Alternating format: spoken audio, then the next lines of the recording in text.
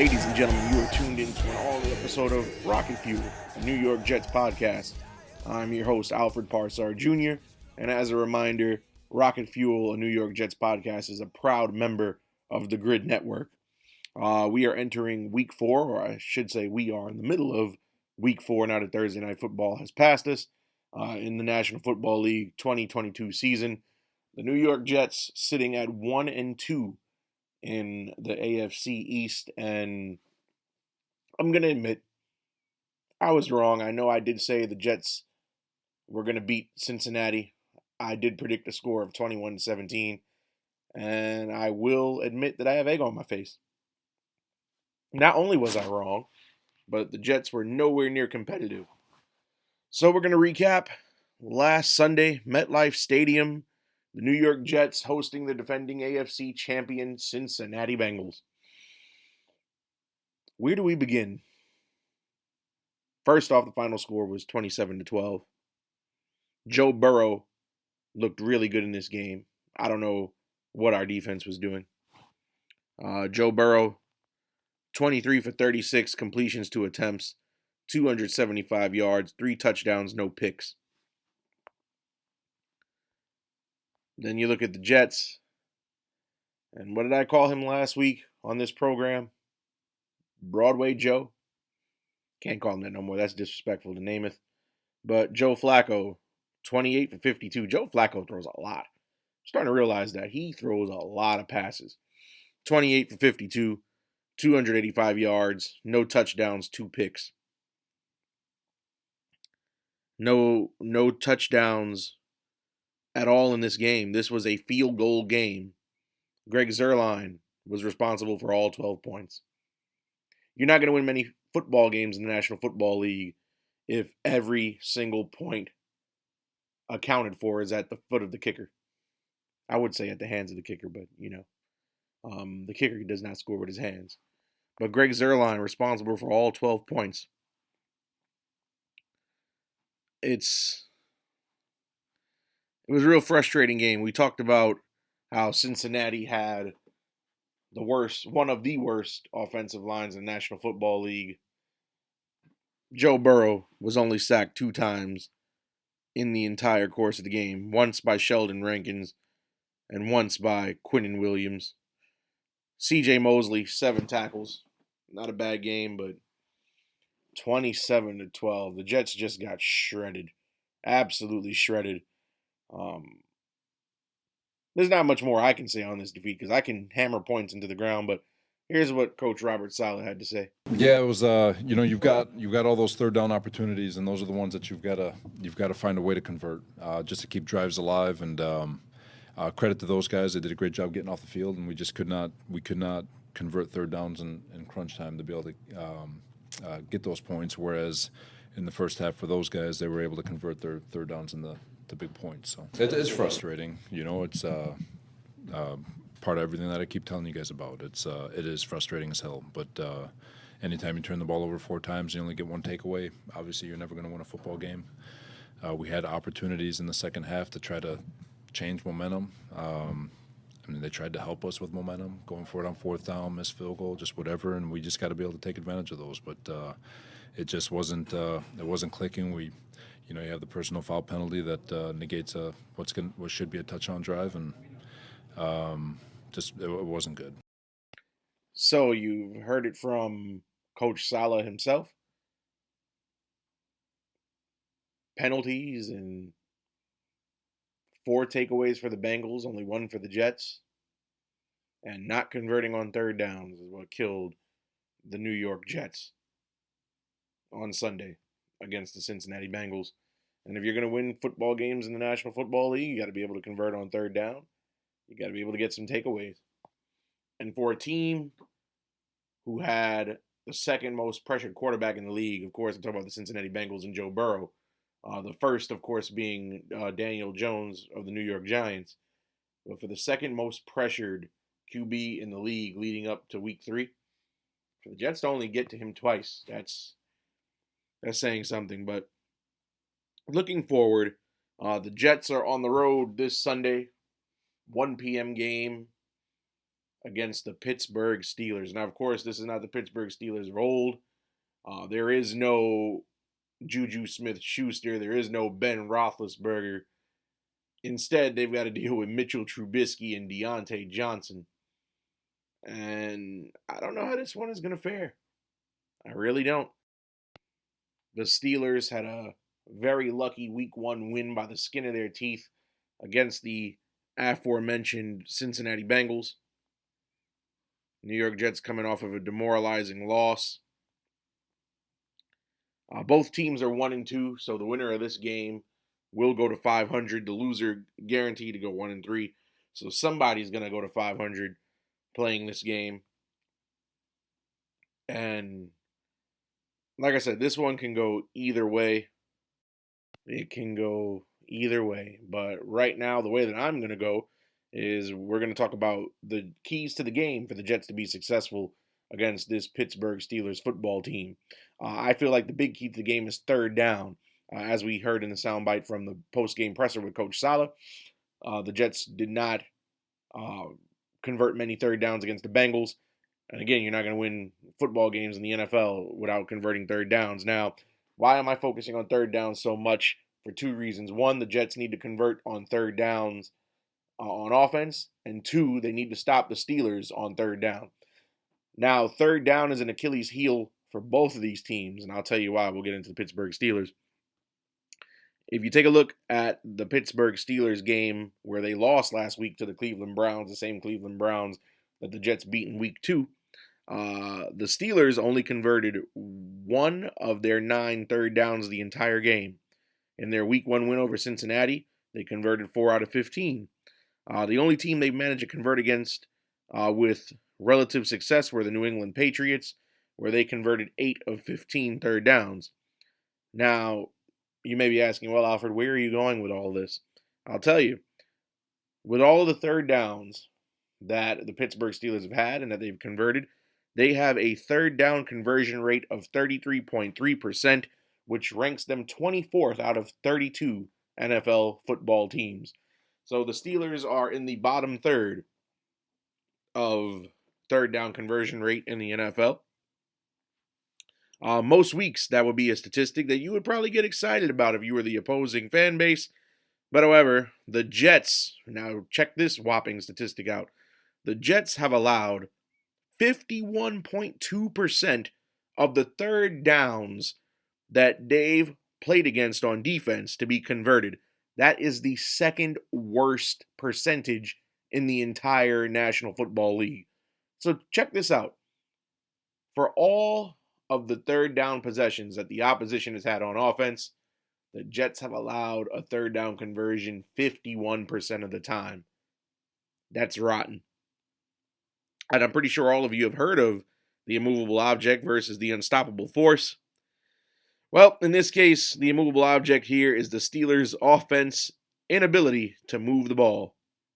The unstoppable force is the Jets' inability to get out of their own way on defense. So take that for what you will. So the Jets, this is an interesting conundrum because the Jets can't seem to get a third down stop, but the Steelers can't seem to get a third down conversion. So this game is going to be pretty interesting on Sunday. If you look at the Jets last week against the Cincinnati Bengals, or even the first 3 weeks of the season, a lot of the issues that they have defensively on third down come over the middle of the field between the linebackers and the safeties. Case in point, last week Joe Burrow had a 22-yard completion to Tyler Boyd, and he targeted C.J. Mosley on that touchdown throw. If you look at Joe Burrow's passing stats last week, he was 9 of 11 for 141 yards and 2 touchdowns, throwing between the numbers. That's an 82% completion rate, picking on the Jets' linebackers and safeties, meaning he's throwing down the middle of the field. He's not going to the sidelines out of bounds. I think if the Pittsburgh Steelers are going to win this game, the way they're going to do it, especially with their third down struggles, they're probably going to get the ball to the outside, I would imagine, to either Chase Claypool or Pat Freiermuth. to work over the middle and just get the Jets' struggling defense into the middle of the field. That's the target. That's how the Steelers are going to be successful. But if you look at the Jets' opponents so far this year, so I'm talking about the Ravens with Lamar Jackson, the Browns with Jacoby Brissett, and the Bengals with Joe Burrow, the difference between those three quarterbacks and Mitchell Trubisky is that Trubisky, breaking down his game film and his tendencies throughout the course of this small sample size of a season so far, Mitchell Trubisky does not like to throw down the middle of the field. Last week against the Browns, he only attempted 4 passes over the middle, and 2 of them were completions. So take that for what you will. And although Trubisky was better against the Bengals in week 1, if you notice and go back and watch those game highlights in the game film, Trubisky threw underneath a lot. He barely threw it past the line of scrimmage. A lot of check down passes. Struggled to push the ball down the middle of the field. In that particular game, he only went down the middle of the field 3 times, converting just once. The one conversion, of course, was for 10 yards. Even against New England Patriots, Trubisky was 1 for 3 on pass attempts down the middle of the field more than 10 yards. So that's very telling. So Mitchell Trubisky may just be scared. Maybe he doesn't have the arm. We saw what happened when he was in the Chicago Bears uniform, and he wasn't the Bears starter for much longer once they were to Justin Fields. So the NFL is a game of tendencies, of course, but tendencies can only mean so much. We don't know what game plan the Steelers could roll out, but that's just my observation from studying the Steelers in preparation for this podcast this week. If you're Robert Saleh or even defensive coordinator Jeff Ulbrich, you're going to want to force the Steelers to throw to the sidelines. Why do you want them to throw to the sidelines? Not only because throwing through the middle is a weakness for Trubisky and a weakness for the Jets because, again, like I said earlier, the Jets get picked apart when a quarterback on the opposition is successful in throwing down the middle. One thing that the Steelers do not want to do, which is a strength of the Jets, they do not want to pick on any of the corners, meaning Michael Carter II, Sauce Gardner, or DJ Reed. Reason being is because those 3 CB trios have registered a perfectly covered play rate of 83.9%. That's best amongst all cornerback trios in the National Football League. So pretty much what that means, you try to pick on them and you will not be successful.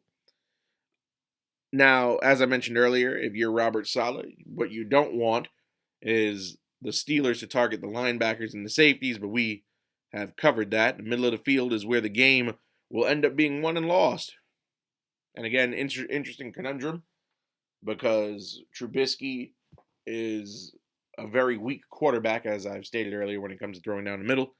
But the Jets' middle defense, no bueno. Something's got to give in this matchup between the Steelers and the Jets. The team that's going to win, I feel, is the one that's going to adapt its tendencies when it comes to third downs and defense. And as far as individual matchups go for these New York Jets, there are 3 key matchups that I feel that if the Jets are able to focus on and exploit, then they'll have the upper hand. One being Jets edge rusher Carl Lawson against Steelers left tackle Dan Moore. Reason why I say that, although Lawson is off to a slow start, coming back from the Achilles injury that had him out for the entire 2021 NFL season, Lawson does lead the Jets defense with 9 pressures. That ranks 28th in the NFL among edge rushers. But he'll have a tall task as the Steelers left tackle Dan Moore is a tougher matchup than the previous 3 left tackles on the previous 3 teams that we faced this season. Dan Moore is off to a great start in pass protection. He's only allowed 2 pressures this season. He has an allowed pressure rate of just 1.7%, best in the National Football League among qualified left tackles.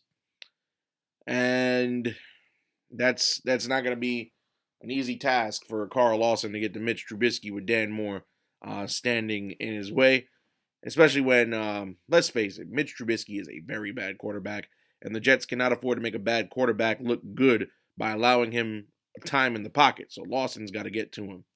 Another matchup, the Jets' run defense against the Steelers' run game. Why is this significant, you may ask? Ideally, the Steelers want to rely on Najee Harris to lead the charge in the run game. However, the Steelers' run game has not been successful so far this season. Najee Harris ranks 5th worst among 42 qualified running backs with only 3.2 yards per carry. Meanwhile, Najee Harris, his individual metrics are not good at all. Out of the 42 qualified running backs, Najee Harris ranks 36th in missed tackles forced per carry with .15 and 34th in yards after contact per carry with 2.5. So what this actually leads me to believe is that it's Najee Harris's fault that the run game is struggling, not the offensive line. Because when you look at the rankings, Pittsburgh ranks well in a few run blocking metrics. The Steelers are 14th in run blocking grade, 62.1 as per Pro Football Focus, and 13th in Football Outsiders adjusted line yards per carry at 4.48. The Jets' run defense has also been a surprising strength thus far this season. The Jets have the 6th best rush defense in the NFL, only allowing 3.7 yards per rush attempt. This is a mismatch that I believe is in the New York Jets' favor. The Jets have to see this as a golden opportunity. The way that they're going to win this, if they wipe out the run game, they have to force Mitch Trubisky to throw the ball. And if Mitch Trubisky's going to throw the football, again, he does not like to throw down the middle where the Jets are weak. The Jets are strong on the outside, so that's going to play right into the Jets' hands. So that's that. And last but not least, the Jets' pass blocking versus the Steelers' pass rush. The Jets in a very lucky position right now because you want to talk about the Steelers' pass rush? What normally comes to mind when you think of the Steelers' pass rush? TJ Watt. TJ Watt's got a torn pec. He ain't going to play.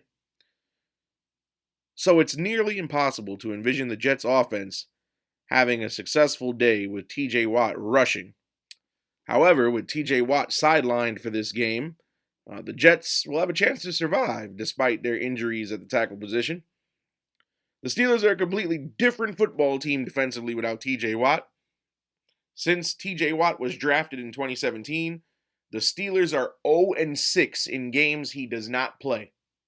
So the Steelers, in their franchise history, have yet to win a game where TJ Watt is not active for that game. That's crazy. That includes their losses to New England and Cleveland over the past 2 weeks. Statistically, the Steelers' pass rush is sliced in half when TJ Watt is out. When TJ Watt is on the field for the Steelers defense averages about 3.5 sacks per game. When he's not on the field for the Steelers, they average about 1.5. So that's 2 full sacks less per game on average. The Jets got to take advantage of that. And reason being is because Joe Flacco is not starting on Sunday. Zach Wilson is back. We'll get into Zach Wilson in just a little bit. But Zach Wilson coming off that torn meniscus, the Jets cannot afford by any means to let Zach Wilson get touched. They have to guard him like the Secret Service guards the president. Cannot let anybody touch that man. Zach Wilson missed the first 3 games of the season and missed the final 2 preseason games. So he's been out for a while with that partially torn meniscus. Zach Wilson, a quarterback who has taken to the ground when he can't find a pass target. I don't know how mobile or immobile he will be because it remains to be seen how that meniscus is feeling, how that knee's shaping up. But the Jets absolutely must take advantage of this Steelers defense without TJ Watt. Again, TJ Watt out with a torn pec. So if the New York Jets can some way, somehow focus on those 3 key battles, I think they'll be all right. Now, other things to focus on, we're going to talk about the Jets injury report for week 4 going into this Sunday's matchup against the Steelers. The Jets only list 4 players on the injury report. Linebacker Quincy Williams, he is confirmed to be out this Sunday with an ankle injury. He did not practice all week. Cornerback Brandon Eccles had a hamstring injury. He was a limited participant in practice on Wednesday and Thursday, and then on Friday was a full participant. He's questionable to play, but I believe he most likely will play. John Franklin Myers, the defensive end, had a case of turf toe. He was a limited participant in practice on Wednesday, practiced in full Thursday, Friday. He's going to play. And as we mentioned, the aforementioned Zach Wilson will be making his season debut at quarterback. He had the meniscus injury. He was a full participant in practice all week, and he will play. So, ladies and gentlemen, predictions for this week. And I know I was wrong. I'm 0-1 on the season so far, but I honestly think that the Jets can hang with the Pittsburgh Steelers. Reason being, this Pittsburgh Steelers team is not good. As I mentioned before, the run game is horrid. Their defense is not going to be so good. They cannot convert on third downs.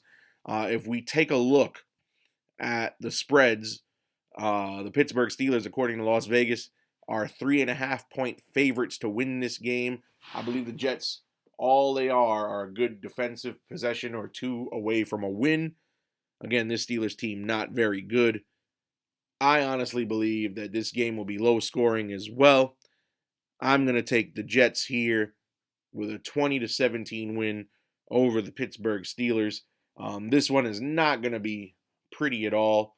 It's actually going to be a very ugly game. It's going to come down to who wants it more. And I believe that the Steelers, again, no TJ Watt, Najee Harris underperforming, and Mitch Trubisky at quarterback, I'm taking the Jets. It's been another episode of Rocket Fuel, a New York Jets podcast, a proud podcast member of the GRYD Network. And we'll be back next week to recap week 4 and look on to week 5. This has been Rocket Fuel, a New York Jets podcast. I'm Alfred Jr. Until next week.